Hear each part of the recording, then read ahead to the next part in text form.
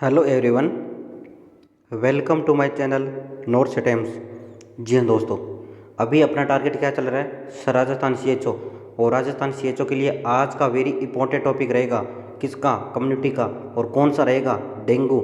जी हाँ, ऐसा कोई एग्ज़ाम ना हो दोस्त किसी जिसके अंदर इससे क्वेश्चन ना बना हो, यानी कि हर एग्ज़ाम में इससे क्वेश्चन बनता है। ठीक है। और मैं मेरे नोट्स की वीडियो लेके आया हूँ, टाइपिंग नहीं किया, क्योंकि जो बात मैं नोट्स के द्वारा आपको समझा पाऊँगा वो टाइपिंग के माध्यम से नहीं समझा पाऊँगा, पीडीएफ के माध्यम से। इसलिए आप इस वीडियो को पूरा देखना, आपके लिए बहुत ज़्यादा हेल्पफुल होगा। और डेंगू को इस एक बार देखने के बाद आप ज़िंदगी भर नहीं भूल पाओगे, हर एग्ज़ाम में आप राइट आंसर करोगे, ये बात याद रखना। ठीक है, तो लेके चलता हूँ अपना टॉपिक, क्या, डेंगू। हाँ जी, आपसे ये क्वेश्चन पहला पूछ ले कि डेंगू कौन सी डिजीज़ है, वायरल है या बैक्टीरियल है। तो आपको याद रखना डेंगू एक वायरल डिजीज़ है, कंफ्यूज नहीं होना। ठीक है, राजस्थान सीएचओ में ऐसे ही क्वेश्चन बनते हैं। ठीक है। और नेक्स्ट पूछा जा सकता है कि डेंगू का पॉजिटिव ऑर्गेनिज्म क्या है। जी हाँ, ये सभी क्वेश्चन है दोस्त, इसलिए पूरा ध्यानपूर्वक सुनना कि डेंगू का पॉजिटिव ऑर्गेनिज्म कौन है। आपसे पूछा जाए तो आपको जवाब देना डेंगू वायरस कौन सा है, फर्स्ट, सेकंड, थर्ड और फोर्थ। हाँ जी, ये डेंगू वायरस का पॉजिटिव ऑर्गेनिज्म है। और आपसे पूछ ले कि डेंगू वायरस की फैमिली कौन सी है, तो आपको याद रखना फ्लेवी वायरस फैमिली है। कौन सी, फ्लेवी वायरस फैमिली है, अरबो वायरस है, फ्लेवी वायरस फैमिली अरबो वायरस है। ठीक है। नेक्स्ट बात करता हूँ कि डेंगू वायरस का कौन सा वायरस सबसे ज़्यादा खतरनाक है। तो आपसे पूछ ले राजस्थान सीएचओ में, तो आपको याद रखना डेंगू वायरस जो सेकंड बताए मैंने, टोटल कितने बताए, 4, 1 2 3 4। और इसके अंदर सबसे ज़्यादा खतरनाक कौन है, डेंगू वायरस सेकंड सबसे ज़्यादा खतरनाक है। पूरे क्वेश्चन है दोस्त, जो भी मैं इसके अंदर लिखा हूँ सभी क्या है, पूरी क्वेश्चन है, इसलिए पूरा ध्यानपूर्वक सुनना कि dengue virus second is the most dangerous form of the dengue. ठीक है। और आपसे पूछ ले कि डेंगू वायरस का दूसरा नाम क्या है, तो आपको याद रखना टाइगर मॉस्किटो। जी हाँ, इसको टाइगर मॉस्किटो के नाम से भी जाना जा सकता है। ठीक है, ये बात याद रखना।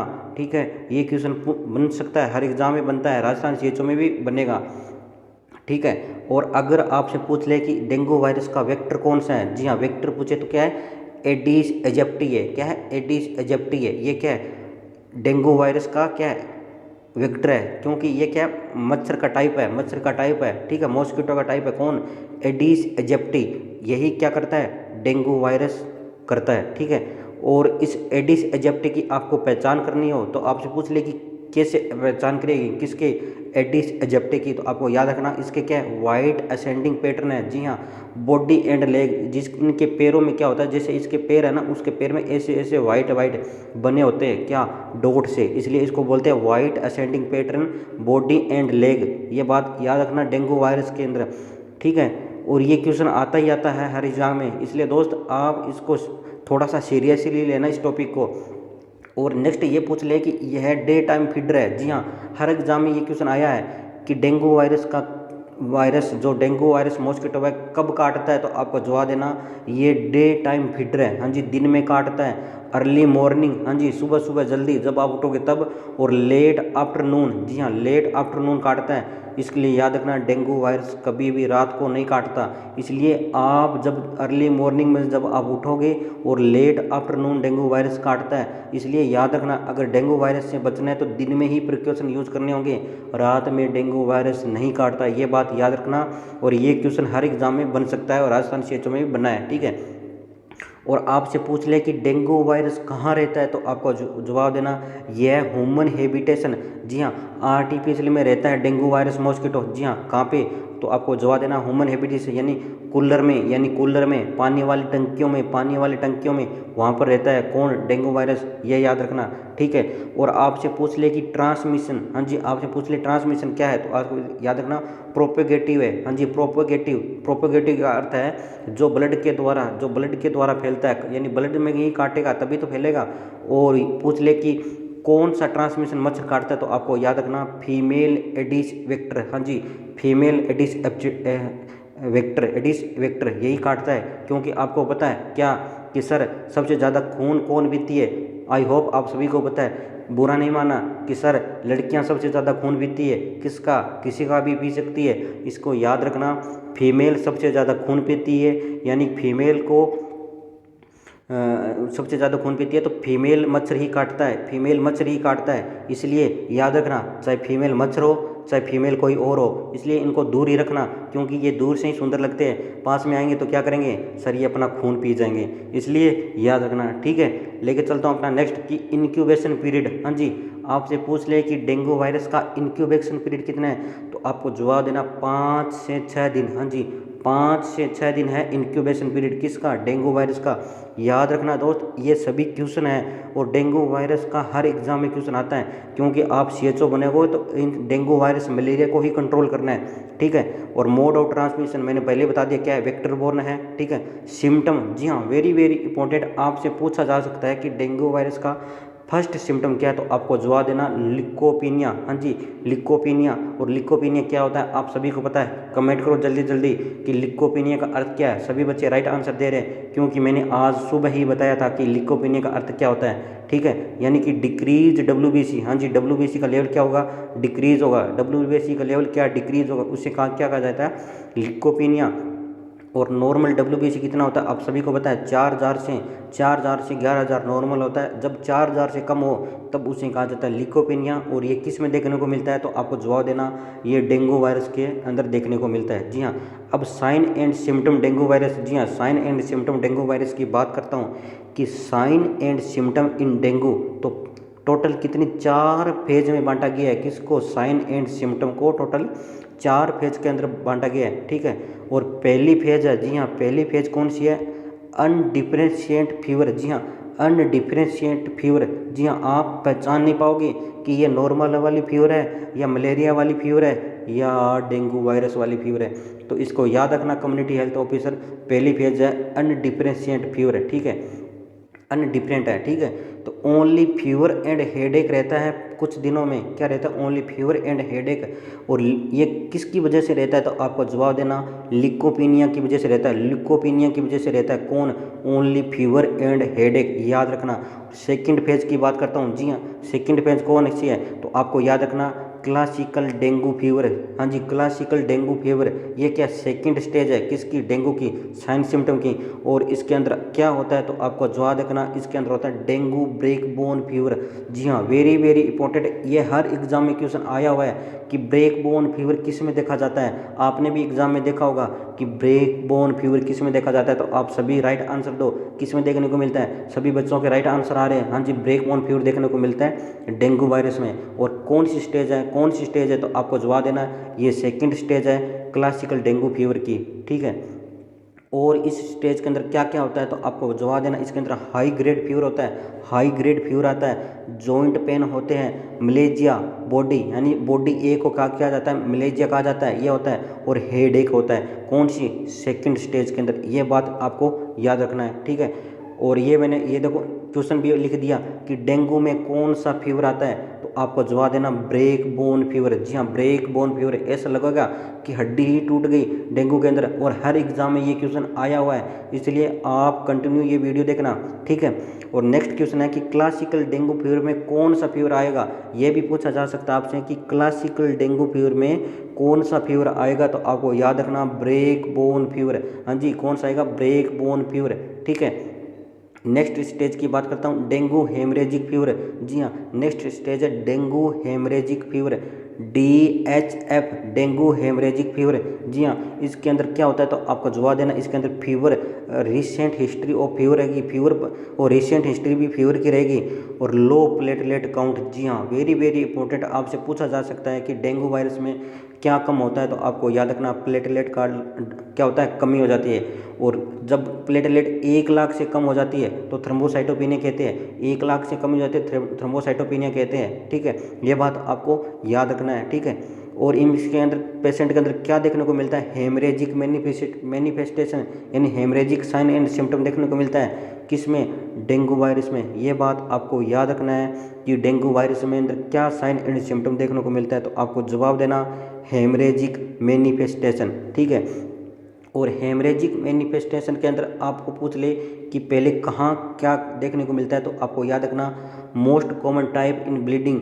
हाँ जी, most common type in bleeding क्योंकि डेंगू में हेमरेजिक होता है। तो ब्लीडिंग कौन सी होती है मोस्ट कॉमन, आपको याद रखना, एपिस्टेक्सिस। हाँ जी, नाक के अंदर खून आना, उसे क्या कहा जाता है, एपिस्टेक्सिस।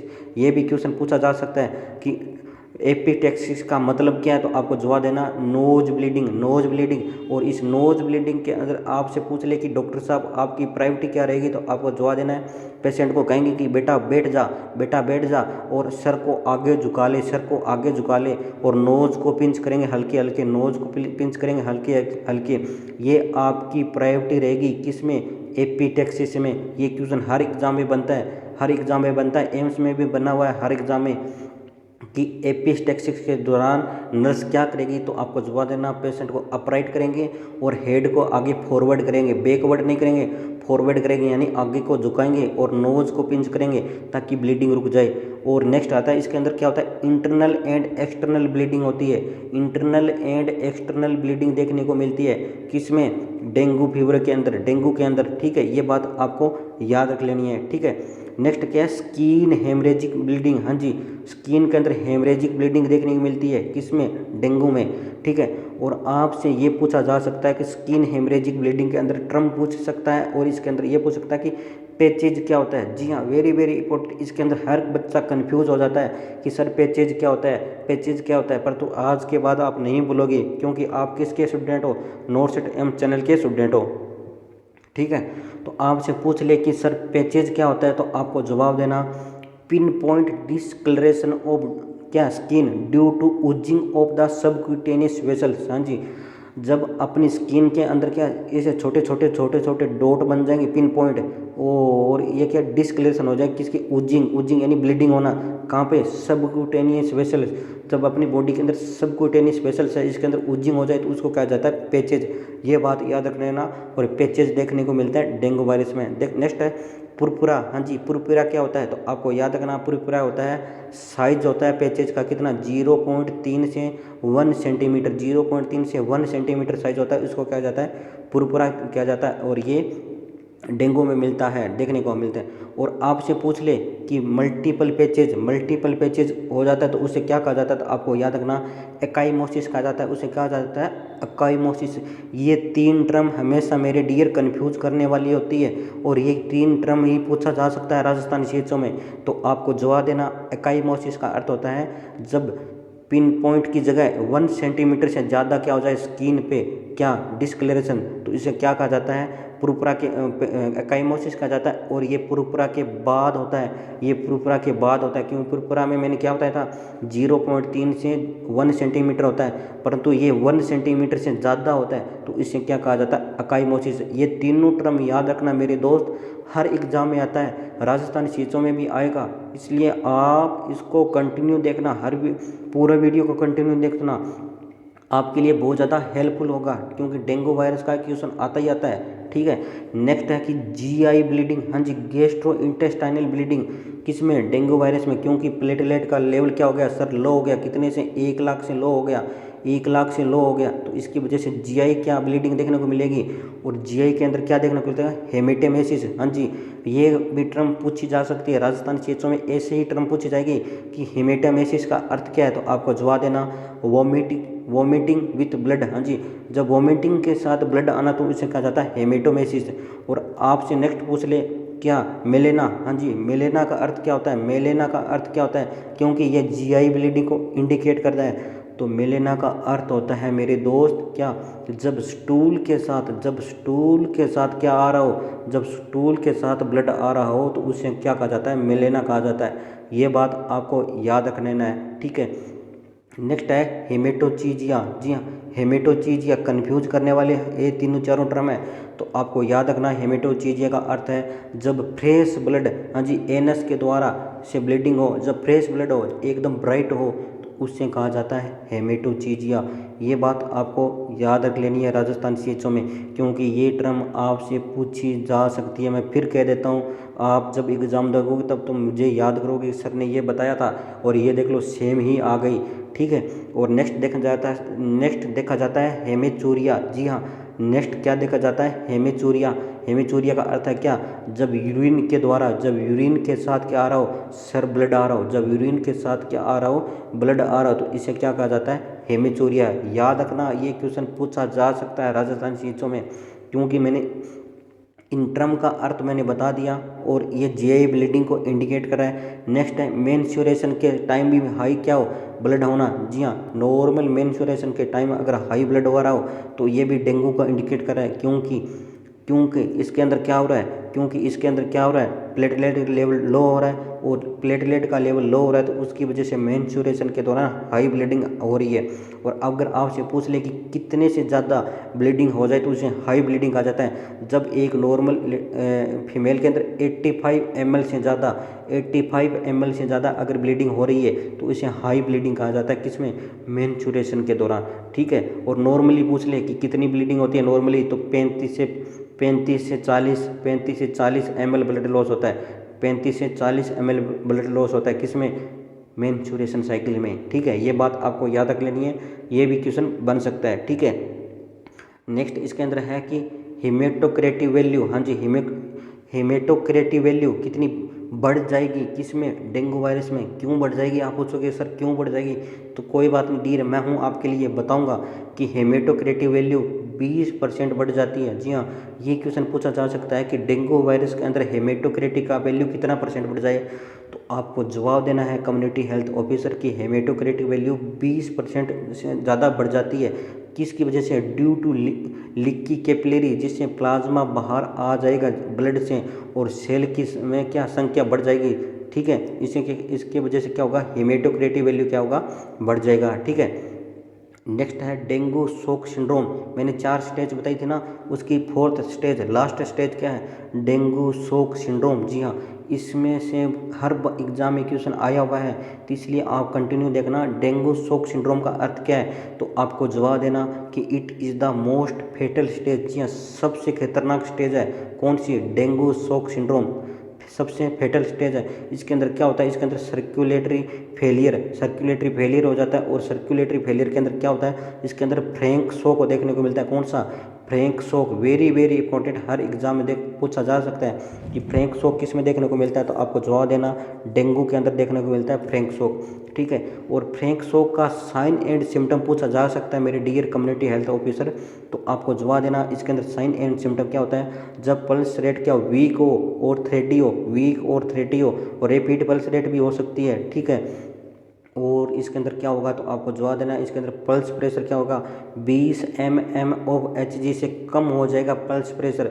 और क्योंकि इसके अंदर क्या होगा, सर्कुलेटरी फेलियर हो रहा है, तभी तो ब्लड प्रेशर क्या हो रहा है, पल्स प्रेशर क्या हो रहा है, कम हो रहा है। और नॉर्मल आपसे पूछ ले कि नॉर्मल पल्स प्रेशर कितना होता है, तो आपको याद रखना 40 mm ऑफ Hg। ये भी आपको याद रख लेना है, ये भी क्वेश्चन पूछा जा सकता है। ठीक है, और नेक्स्ट इसका अंदर क्या है, फ्रैंक शॉक का साइन एंड सिम्टम नेक्स्ट क्या है, तो आपको जवाब देना अनरिकॉर्डेड बीपी। हाँ जी, बीपी को कोई भी रिकॉर्ड नहीं कर पाओगे। कोल्ड एंड क्लेमी स्किन देखने को मिलेगी। ठीक है, और टेकिकार्डिया देखने को मिलेगा किसमें, डेंगू वायरस के अंदर। ठीक है, नेक्स्ट है डायग्नोसिस। जी हाँ, नेक्स्ट पूछा जा सकता है आपको डायग्नोसिस किसका, डेंगू वायरस का, तो आपको जवाब देना इसके अंदर टूर्निकेट टेस्ट। हाँ जी, टूर्निकेट टेस्ट हर एग्जाम में क्वेश्चन आया हुआ है, एम्स में भी आया हुआ है कि टूर्निकेट टेस्ट में क्या किया जाता है, और टूर्निकेट टेस्ट किससे किया जाता है, तो आपको जवाब देना डेंगू वायरस को डायग्नोज करने के लिए जाता है। और इसके अंदर क्या होता है, तो आपको जवाब देना इसके अंदर टूर्निकेट को थोड़ी सी देर के बांधने के बाद प्रेशर को रिलीज कर देंगे तो वहाँ पर पैचेज बढ़ जाएंगे, वहाँ पर क्या बन जाएंगे, पैचेज बन जाएंगे। टूर्निकेट अपने क्या बांधेंगे, हाथ पर बांधेंगे, बाहों पे बांधेंगे। थोड़ी देर के बाद जब रिलीज करोगे तो वहाँ पे पैचेज बन जाएंगे, क्योंकि पहले क्या नहीं है, प्लेटलेट नहीं है। इसकी वजह से टूर्निकेट टेस्ट क्या हुआ, पॉजिटिव हुआ।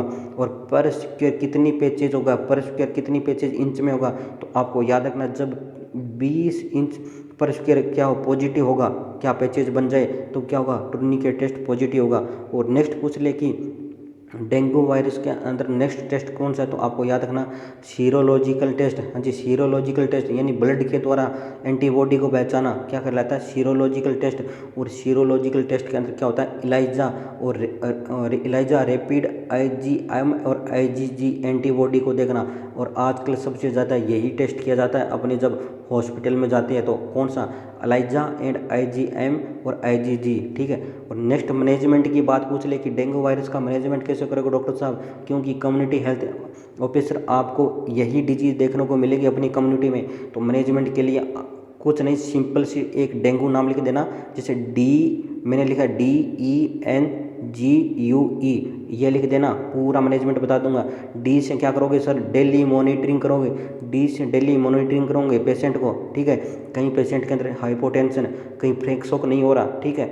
और पेशेंट को ई से क्या करोगे, पेशेंट को कहोगे सर आप इनक्रेज डेली लिक्विड ओरल, हाँ जी, पेशेंट को कहोगे जितना ज़्यादा हो उसके पानी पियो, नारियल पानी पियो, ठीक है। इनक्रेज लिक्विड ओरल लेने को कहेंगे। नेक्स्ट है N for note any danger sign, हाँ जी, note any danger sign note करेंगे, कहीं ब्लीडिंग तो नहीं हो रही, कहीं ब्लीडिंग तो नहीं हो रही, वोमिटिंग के साथ ब्लीडिंग नहीं हो रही, स्टूल के साथ ब्लीडिंग तो नहीं हो रही, ये सब क्या है, डेंजर साइन है, क्योंकि प्लेटलेट का लेवल क्या हो गया, लो हो गया, ये सब अपने को नोट करनी है, ठीक है। नेक्स्ट है जी फॉर, हाँ जी, जी फॉर क्या है, जी फॉर है सर गिव पैरास्टामोल, जी हाँ, ओनली अगर फीवर आ रहा है तो आपको पैरास्टामोल ही देनी है डॉक्टर साहब, ये बात आपको याद रख लेनी है, क्योंकि नो एस्पिरेशन, हाँ जी, नो क्या एस्प्रिन, सॉरी एस्पायरेशन नहीं है, नो एस्प्रिन है, नो एस्प्रिन यूज़ नहीं करनी अपने को, एस्प्रिन यूज़ नहीं करनी, क्योंकि एस्प्रिन और भी क्या कर सकती है सर, ब्लीडिंग कर सकती है, ठीक है। और नेक्स्ट है यू फोर, जी हाँ, नेक्स्ट यू फोर क्या है, यूज मॉस्किटो नेट, हाँ जी, mosquito net, U for use mosquito net, ताकि आगे और मच्छर ना फैले, ना काटे, ठीक है। और ई फोर क्या है, अर्ली कंसल्ट विथ फिजिशियन, हाँ जी, जल्दी से जल्दी डॉक्टर को दिखाओ, ठीक है। ई फोर क्या है, अर्ली कंसल्ट विथ फिजिशियन, ये बात याद रखना है। कुछ नहीं, मैनेजमेंट में आप डेंगू पूरा नाम लिखोगे और नाम लिख के आप उनको याद कर लोगे और आपको डेंगू का मैनेजमेंट आपको याद हो जाएगा, ठीक है। ये बात आपको याद रख लेनी है, ठीक है। नेक्स्ट क्या है कि कैपिलरी रिफिल टाइम, हाँ जी, कैपिलरी रिफिल टाइम क्या डेंगू में बढ़ जाएगा। कैपिलरी रिफिल टाइम क्या होता है, तो आपको याद रखना, जब किसी भी पेशेंट को ऐसे दबा के रखेंगे, ठीक है, तो वहाँ पर वापस रेडनेस हो जाए और उसको क्या कहें, कैपिलरी रिफिल टाइम कहेंगे, ठीक है। तो नॉर्मल कैपिलरी रिफिल टाइम होता है 1 से 3 सेकंड, 1 से 3 second normal capillary refill time होता है, पर डेंगू के केस में 3 से ज़्यादा बढ़ जाएगा, डेंगू के पेशेंट में 3 से ज़्यादा बढ़ जाएंगे, कौन, dengue capillary refill time, CFT, ठीक है, ये बात आपको याद रखना, ठीक है। आई होप आपको ये वीडियो अच्छा लगा हो तो लाइक शेयर और सब्सक्राइब करना। थैंक्स फॉर वॉच, जय हिंद, जय भारत।